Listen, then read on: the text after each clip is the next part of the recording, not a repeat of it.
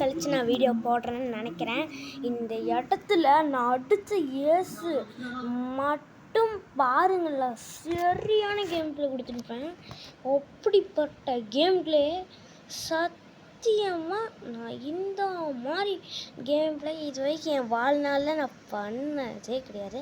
First நான் revive பண்ணுவேன்னா அடுத்து இந்த பொண்ணு வருமா, அந்த அக்காவை மண்டையில் தட்டி விட்டு ஓசிக்கில் தானே அந்த அக்கா டேமேஜ் வாங்கிட்டு போயிடுவான். அங்கே ஒருத்தர் இருப்பான், அவனுக்கு ஒரு 150 அடி பின்னாடி அடிப்பானா, சரியான ஏசு மண்டைக்குண்டெல்லாம் புடச்சிக்கும்.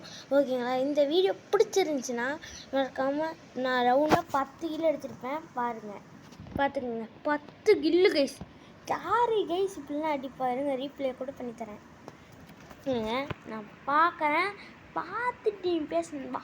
அப்படி போட்ட கேமில் இந்த இடத்துல நான் என்ன தொட்டு கூட பார்க்க முடியல, அவ்வளோ பெரிய கேம் பிளே.